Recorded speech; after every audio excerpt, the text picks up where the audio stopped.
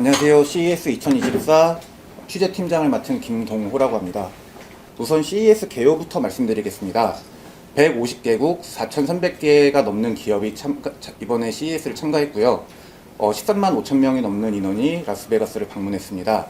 그중 등록자 57% 이상이 시니어 레벨 이상인 것이 특이점입니다. 이 부분에 대해서는 추후 권준호 기자가 추가로 설명드리겠습니다. All Together, All On이라는 주제로 열린 이번 CES는 저희가 지겹게도 많이 들었던 AI가 핵심 주제입니다. 모든 산업군에 AI 기술이 융합된 것이 특징입니다. 이는 기조연설로도 확인할 수 있었는데요. 뷰티 기업 최초로 기조연설을 한 로레알 CEO는 이 자리에서 로레알 뷰티 지니어스 AI라는 것을 소개했습니다. 35개국 2017년도부터 쌓아온 DB로 만든 생성형 AI로서 예를 들어서 내가 11시간을 비행해서 좀 많이 피곤하다, 어떤 화장품을 추천하겠느냐라고 물어보면은 아이 세럼을 추천합니다 라는 대답을 하기도 합니다.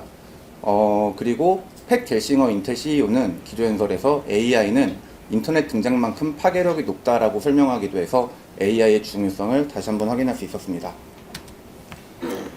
산업군별로 AI가 어떻게 적용되는지를 한번 확인해 보겠습니다. 삼성전자와 LG전자는 AI가 탑재된 로봇들을 선보였습니다. 목소리와 표정으로 사용자의 감정을 파악해서 음악과 조명 등으로 교감을 나누기도 하고 스마트워치를 통해서 사용자의 건강을 확인해서 병원을 방문해 보라고 권유를 하기도 했습니다. 다음으로 넘어가겠습니다. 모빌리티 분야에서는 폭스바겐과 BMW가 각각 챗 GPT와 아마존 AI인 알렉사를 탑재한 차량을 선보였습니다. 도로에 맞는 주행 모드를 추천하기도 하고 운전자가 묻는 일반적인 질문에도 응답이 가능한 모습을 보였습니다. 폭스바겐은 올해 2분기부터 BMW는 연내 일부 차종에 탑재할 예정입니다. 모빌리티 관련해서는 추후 최종근 기자가 추가로 설명하겠습니다. 푸드 에그테크에서는 농업계의 테슬라라고 불리는 존디어가 AI로 잡초를 선별해서 농약을 표적 살포하는 기술을 선보였습니다. 이 부스의 특징에서는 일명 새마을 모자라고도 불리는 초록색 모자를 구하러 긴 줄이 서기도 해서 좀 화제가 됐고요. 월마트 같은 경우에는 AI 애플리케이션을 통해서 사용자가 물건을 구매하고도 계산대에서 긴 줄을 설 필요 없이 그냥 무인 결제가 되는 시스템을 선보였습니다. 그리고 자주 구매하는 제품은 AI가 자동으로 구매를 해서 보충해주는 기술을 선보이기도 했습니다. K 스타트업의 무한한 가능성도 확인할 수 있었습니다. 파네시아 같은 경우에는 기존 SSD보다 처리 속도가 101배 증가한 제품을 선보였는데요. CES 행사 도중에 그러니까 삼성전자가 인수하기로 해서 좀 유명세를 탔던, 결국은 무산되긴 했지만 유명세를 탔던 영국의 팹리스 암과 미팅을 했다고 해서 화제가 되기도 했고요. 그리고 모바일 여권 트리패스를 선보인 로드 시스템 같은 경우에는 모바일 신분 인증과 더불어 결제도 가능하게 했습니다. 외국인 노동자들의 신분 인증과 더불어 월급 지급 기능도 가능해서 좀 화제가 됐고요. 조양호 대표 같은 경우에는 국내 금융 관계자들이 모두 방문했다, 이렇게 얘기를 하면서 좀 자신감을 내비치기도 했습니다. 그 외에도 베링넷과 툰스퀘어는 각각 법률 특허 전문 AI 번역 엔진과 AI 웹툰 창작 플랫폼인 투닝을 선보이기도 했습니다. 특히 이 투닝 같은 경우에는 정말 그림을 못 그리는 초등학생이 대충 터치를 하더라도 이 오른쪽 화면에 보이는 것 같은 실제 웹툰에 있는 잘 그린 그림처럼 그려지는 기술을 확인할 수 있었습니다. 저는 CES를 크게 전시 부스와 기조연설로 나눠서 해석해 봤습니다. 우선 전시 부스로 본 CES는요, AI가 주요 화두였지만 산업 간 연결의 종착지는 모빌리티라는 걸 확인할 수 있었습니다.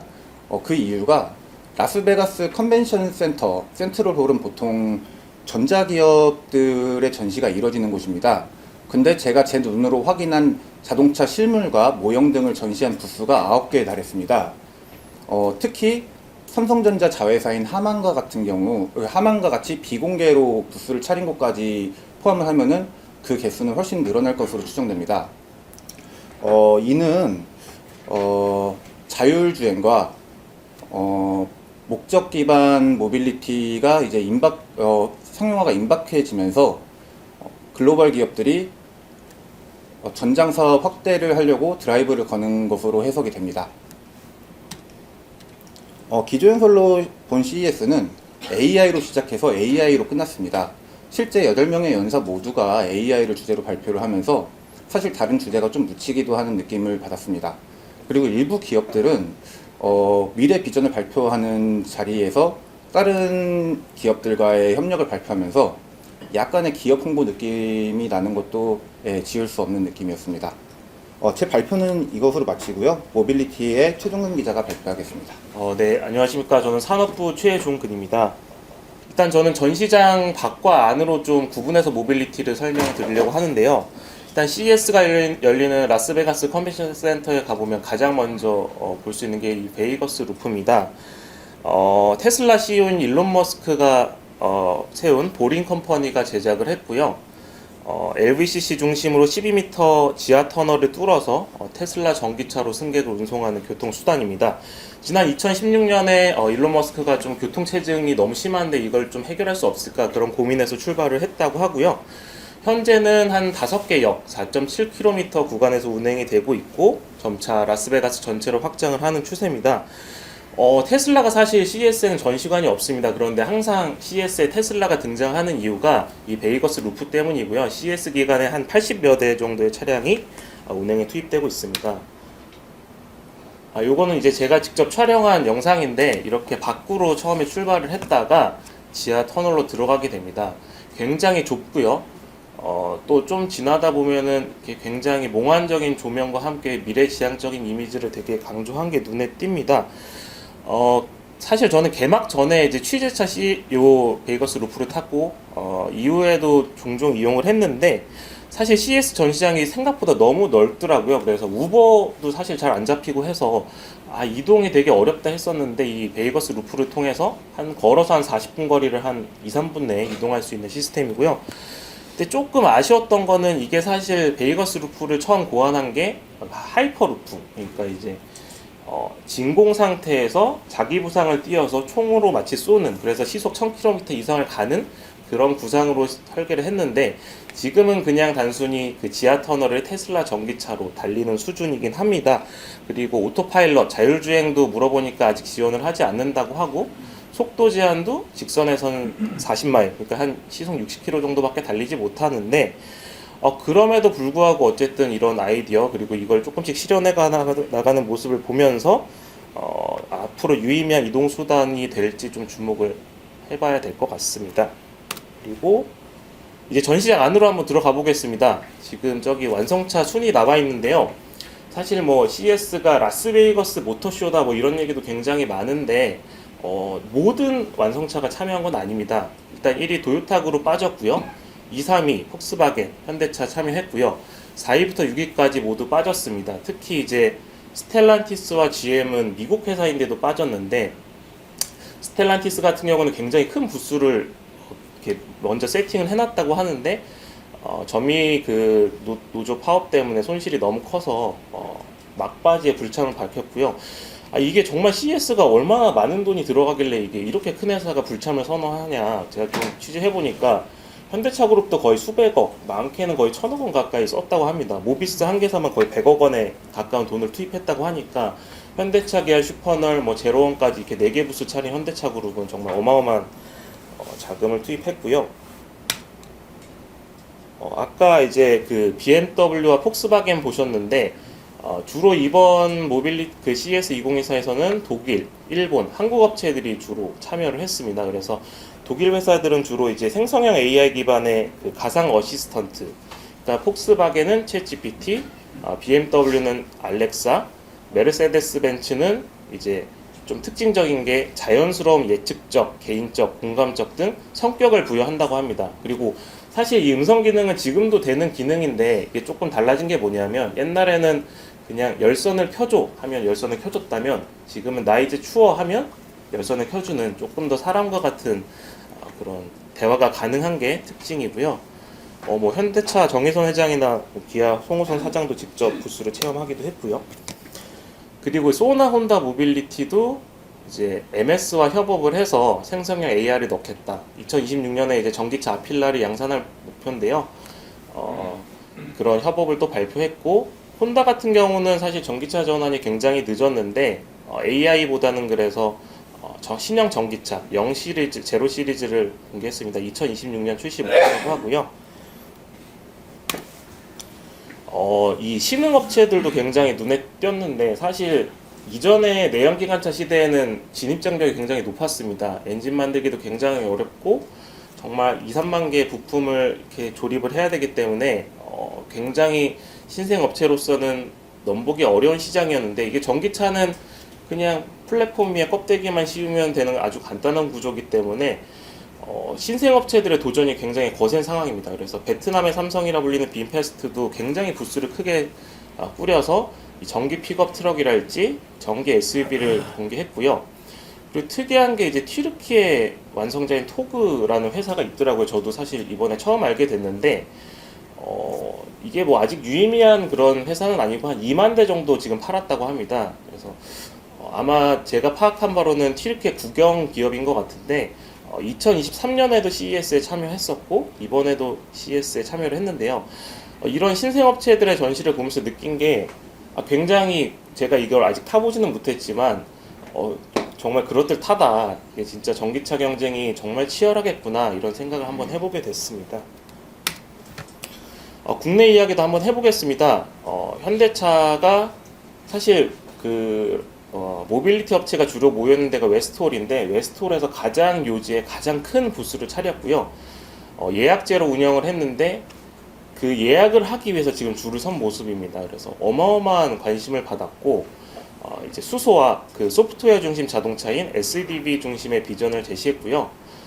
정의선 회장이 이제 수소는 후대를 위한 것이다라는 멘트를 하면서 조금 수소에 대한 애정을 드러냈고, 단순히 수소차뿐만이 아니라 수소 생산, 운송, 그런 어떤 수소 생태계 전반에 대해서 현대차 그룹 계열사가 역할을 하겠다 이런 청사진을 밝혔고, 그리고 지금은 사실 이제 내연기관, 그러니까 하드웨어를 먼저 개발한 상태에서 소프트웨어를 더딥히는 게 보편적인 차량 개발 방식인데, 이걸 완전히 뒤바꿔서 가령 예를 들면 이제 과거에는 뭐 이제 자동차 회사들이 엔진의 출력을 다르게 해서 그런 급나누기를 통해서 수익을 거뒀다면, 지금은 앞으로는 사실 전기차는 출력이 내연기관차보다 훨씬 좋습니다. 그러니까 가령 5천만 원짜리 전기차가 3, 4억 원 하는 내연기관차가 거의 비슷한 수준이기 때문에 그런 어떤 성능 경쟁은 이제 의미가 없고, 이제 소프트웨어적인 측면에서 얼마나 뭐 향후에 자율주행이 잘 되는지, 예를 들면 뭐 A라는 자율주행은 정말 부드럽게 뭐 운전을 하는데 B라는 데는 뭐 좀 하긴 하지만 조금 거칠다, 뭐 이런 소프트웨어적인 경쟁력이 향후에 중요한 변수가 될 거기 때문에 그쪽으로 이제 바꾸겠다 이렇게 얘기를 한 거고요. 기아는 이제 통상 PBB라고 하는데 목적 기반 모빌리티 콘셉트카를 공개했습니다. 이게 기아는 특징적인 게 먼 미래가 아니라 이게 내년부터 사업이 시작합니다. 그래서 일단 이 PB5가 중형급의 차량이고요. 내년부터 이제 지금 경기도 화성에 전용 공장을 짓고 있습니다. 그래서 좀 특징적인 거는 그 전용 공장은 컨베이어 벨트가 없고요. 그 셀 방식으로 도입을 해서 그러니까 소품종 대량 생산이 가능한 그런 시스템을 갖춰서 이 PBB도 그냥 플랫폼 위에 껍데기만 조금씩 바꿔가지고 신속하게 낼 수 있는 그런 개발 시스템을 지금 준비를 하고 있다고 합니다. 그리고 그 항공 모빌리티 얘기도 한번 말씀드려보겠습니다. 이번에 2군데 업체에서 참여를 했는데요. 슈퍼널은 현대차 그룹이 미국에 세운 도심항공 모빌리티 독립법인입니다.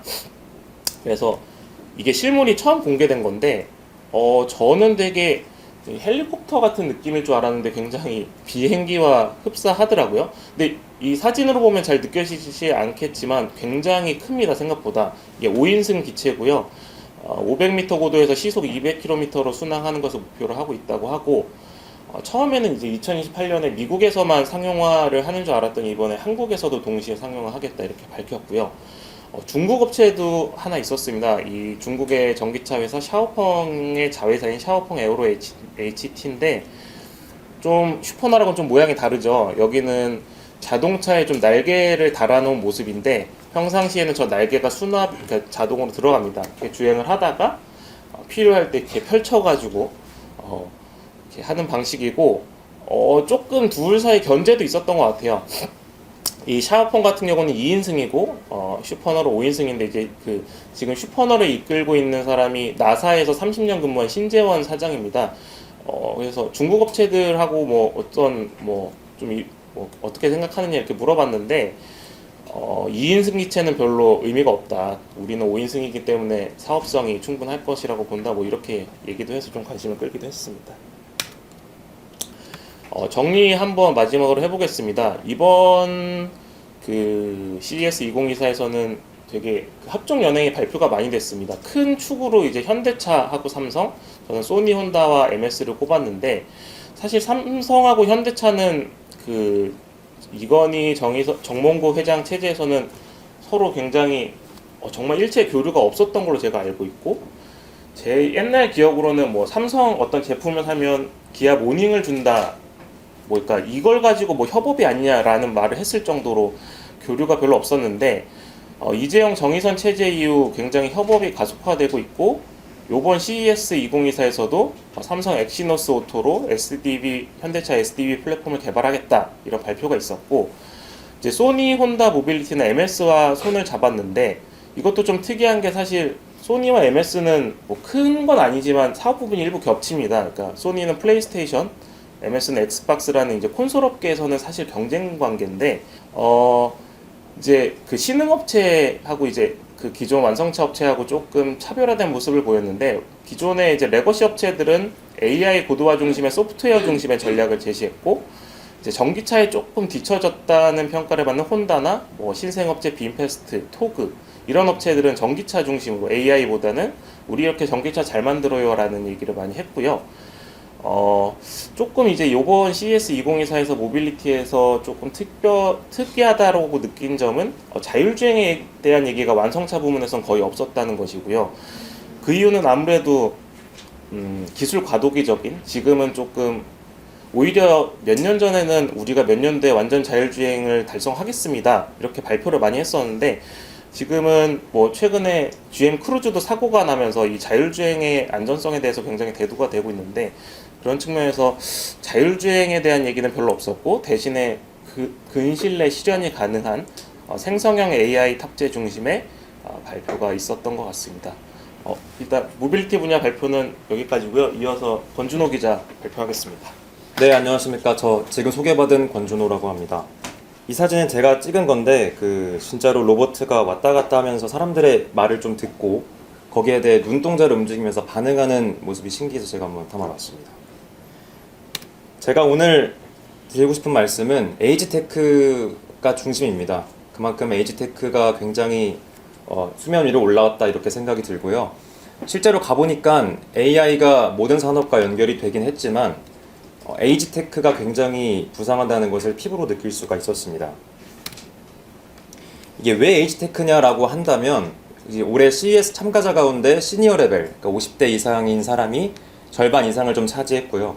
실제로 제가 거기에서 취재하는 3박 정도 넘는 시간 동안 주변에 굉장히 고령 참가자가 진짜 많았습니다. 이제 시장 전망도 굉장히 좀 좋다고 보고 있는데요. 이게 미국 은퇴자협회라고 AARP라고 그 미국 최대 비영리 단체인 협회가 있는데 2018년 기준 가입자가 3,800만 명입니다. 이게 그래서 이 협회가 발표한 50년도에 관련 시장 성장률이 이제 13경원까지 클 수 있겠다라고 좀 발표를 했습니다. 결국 그 지갑을 여는 사람은 나이가 있는 사람들이라는 생각이 좀 들었고요. 그래서 노인 그 시니어층으로 사업 구조가 좀 개편될 수밖에 없겠다라는 생각이 들었습니다. 참고로 AIRP는 그 비영리 단체이긴 하지만 굉장히 로비를 합법적으로 할 수 있는 단체라서 실제로 정치 쪽이나 아니면은 뭐 이런 선거가 있을 때 이 사람들을 자기 편으로 끌어들이기 위해서 상당히 정치인들이 애를 쓰는 협회이기도 합니다. 이 사진은 제가 실제로 그 스마트 에이징이라고, 그러니까 똑똑하게 나이 들기라는 세션이 있었는데 거기에서 제가 이거를 듣기 위해 줄을 섰을 때 뒤에 있는 사람들을 찍은 겁니다. 그러니까 이 각 방마다 세션이 다 있는데 이 세션만 줄이 이렇게 길었습니다. 그러니까 그 뒤에 꺾어서 갈 정도로 줄이 되게 길었는데 뭐 좀 물어보니까 왜 왔냐고 젊은 사람들도 와 있길래 물어보니까 우리는 결국 늦는다 라고 하면서 좀 관심을 굉장히 보이더라고요. 그래서 신기해서 한번 찍어봤고요. 또 놀랐던 거는 대기업, 그러니까 우리나라 삼성이 좀 선두주자긴 한데 대기업의 에이지테크 관심이 굉장히 늘고 있다는 점입니다. 이게 노스홀에 있는 AARP 부스인데요. 그 안에 삼성전자가 삼성헬스라는 부스를 그 최초로 같이 차려가지고 이제 소개를 좀 하는 부분인데, 그 관련 세션도 제가 찍은 사진의 스마트 에이징에서 이야기를 좀 했지만 AARP와 삼성전자가 협업한 지는 지난해 6월 정도부터 본격적으로 시작을 했고, 그 6월 이후에 좀 이야기가 오가면서 부스를 차려보자 라는 이야기가 조금 빠르게 진전됐다고 합니다. 그래서 삼성헬스 여기 부스를 직접 방문해 봤더니 10개 스타트업과 이제 손을 잡고서 상품들을 좀 냈는데, 예를 들면 뭐 치매 환자한테 뭐 되게 급박한 상황이나 아니면 어떤 뭐 쓰러졌거나 아니면 어떤 게 필요할 때 좀 말을 해주는 뭐 캠보 헬스나 이런 제품들이 되게 많았습니다. 그리고 제가 직접 방문한 AARP 부스는 뭐 미래의 나 아니면은 좀 그 나이가 들면서 좀 들어갈 수밖에 없는 나이살 같은 게 있지 않습니까? 근데 그런 거를 직접 체험할 수 있는 그런 부스가 있었습니다. 근데 제가 이거를 5분 정도 좀 관찰을 해보니까 젊은 층들이 굉장히 참여를 많이 했고, 특히 나이의 무게라는 부분을 봤을 때는 실제로 10kg 이상 되는 수트를 입고서 신발도 무거운 거 신고 이제 여기저기 좀 걸어 다녀 보는 건데, 거기도 참여율이 높아서 굉장히 놀랐습니다. 제가 느꼈던 거는 그냥 주입식으로 그 에이지테크가 오니까 뭐 산업이 바뀌어야 된다라고 한 게 아니라 좀 젊은 층이 직접 공감할 수 있고 느낄 수 있게 어떤 장치들을 선택해서 부스에다가 이렇게 전시했다는 게 좀 놀라웠고 기억에 남았습니다. 이거 사진은 전데요. 제가 이 부스에 말씀드린 아까 에이지테크에서 미래의 나를 보여주는 사진인데, 제가 원래는 좀 미래의 저의 모습을 담으려고 하다가 너무 충격적이어서 이거를 못 담고 제가 몇몇 분께는 보여드렸는데 그분들이 하신 말씀이 너 똑같이 늙는구나 라고 말씀하셨습니다. 그래서 제가 좀 현재 모습을 좀 담아봤고요. 제가 제안드리고 싶은 거는 시장이 굉장히 빠르게 변화하고 있어서 우리나라뿐만 아니라 글로벌적으로 굉장히 빠르게 변화하고 있는 만큼 좀 이런 변화에 빠르게 익숙해지고 또 여기에 대한 대안을 좀 세워야 한다고 생각을 했습니다. 그래서 노인 콘텐츠를 좀 만드는 것도 향후 생각해보면 굉장히 좋겠다 이런 생각이 들었습니다. 제 발표 여기까지입니다. 감사합니다.